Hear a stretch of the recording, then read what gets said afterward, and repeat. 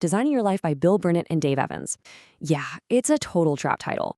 I mean, if you click this expecting a fun little wish board or some feel-good slogans, you are absolutely in for a shock. Because this book is actually a cold, brilliant dismantling of exactly how we trap ourselves. We don't get stuck because we lack clarity. We get stuck because we treat life like it's a final answer. So what if the life you're defending right now is just one untested prototype? Look, you probably tell yourself that you just need to wait for the right choice. It sounds wise, it sounds adult, it sounds safe. I really wish it worked that way.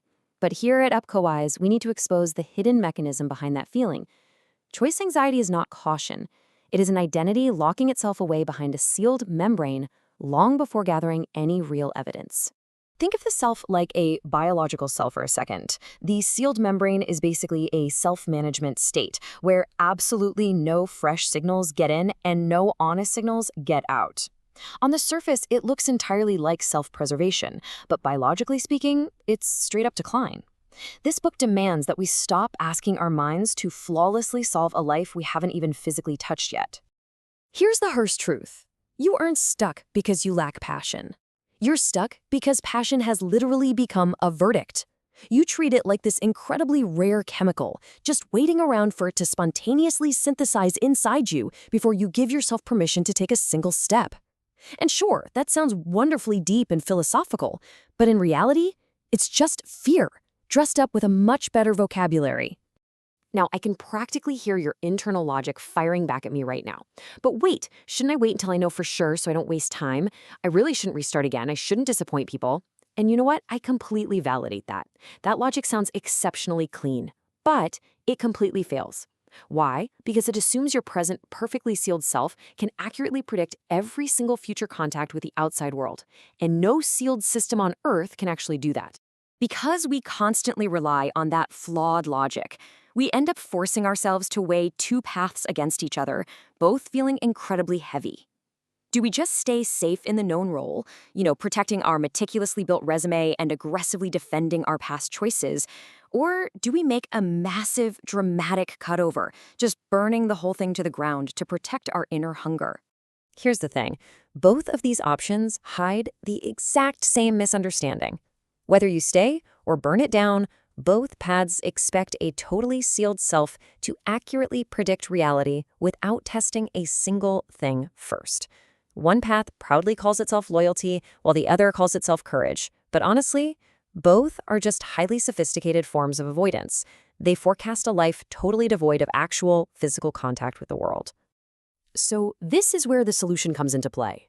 Prototypes as contact. And these are incredibly small. We're not talking about quitting your job in a sudden blaze of glory. We're talking about grabbing coffee with someone in the field, maybe doing a quick weekend trial, or setting up a shadow day. I mean, imagine spending an entire decade studying law, bleeding over exams, only to realize on your very first Tuesday at a firm that you completely hate the actual, physical, daily grind of litigation. Prototypes are controlled openings in that membrane.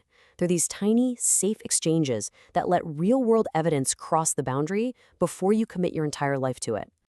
To quote the book directly, designing your life is actually what life is. Picture that cell membrane we talked about, under pressure. True self-management isn't about maintaining this rigid, impenetrable control over everything. It's about selective permeability. The cell only lives because it actively exchanges material with its environment. A true designer doesn't worship their first guesses. Instead, they make the guess small enough to test out without killing the organism. This book lays out a very workable 5-step method to give your membrane a structured, healthy way to open up. First, name the dysfunction, not as a source of deep personal shame, but just as raw design data. Second, reframe it. Third, ideate widely. Fun fact here, studies show that nearly 80% of people don't actually know what they're passionate about. So if you're standing there without some grand vision, congratulations, you're overwhelmingly normal. Fourth, prototype that contact.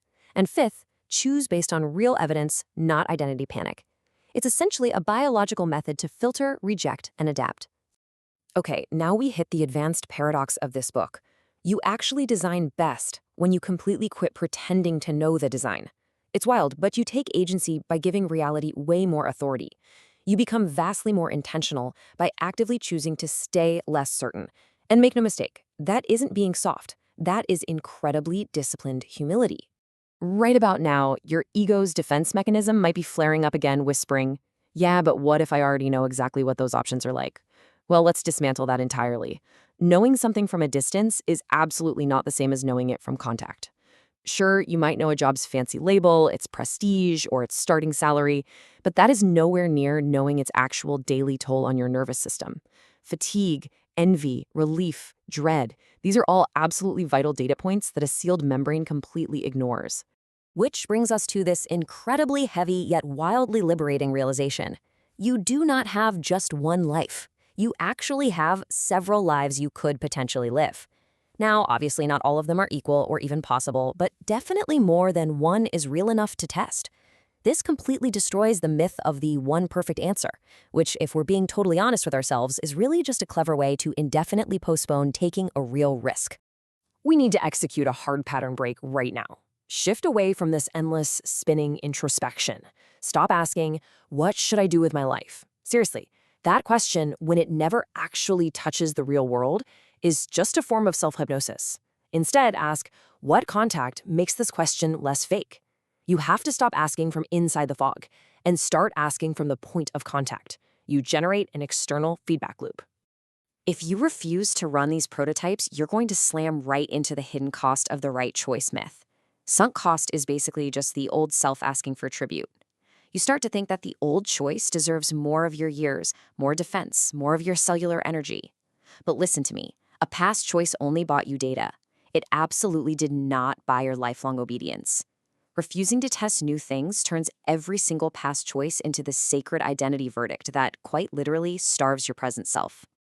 And that leads us straight into a second major dilemma we constantly weigh.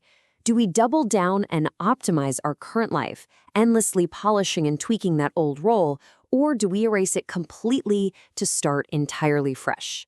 Which of those options actually proves that we are taking our lives seriously? Once again, both of those paths hide the exact same error. Both treat your identity like it's a static, unmoving object. They constantly ask, which self should I be? But design asks a vastly better, much sharper question. It asks, what specific exchange would teach this self next? I want to issue a very direct challenge to you right now. Name one contact you've been avoiding simply because it might make your old choice look smaller. Where are you letting sunk cost dictate your entire identity?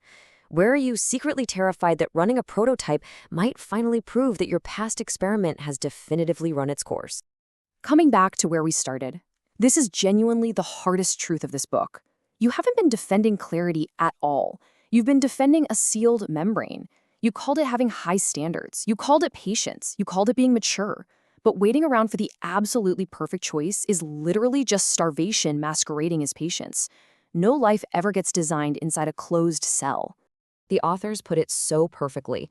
Quantity has a quality all its own. The right life is shaped purely through chosen exchange. You have to let small, tiny tests carry the heavy burden of risk for you. Doing that is actually more adult, not less.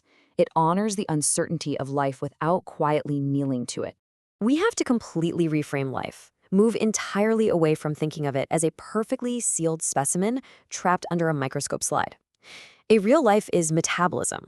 It has to actively take things in, break them down, rebuild, and reject things through constant living contact. The membrane opens up with extreme care. It lets an honest signal in, and then it permanently changes. If you take nothing else away, this is the core statement of this book. Build contact before belief. The person who just sits around waiting for the perfect choice is strictly avoiding the only real evidence that could actually help them make that choice. But the person who tests with care, they become profoundly harder to fool.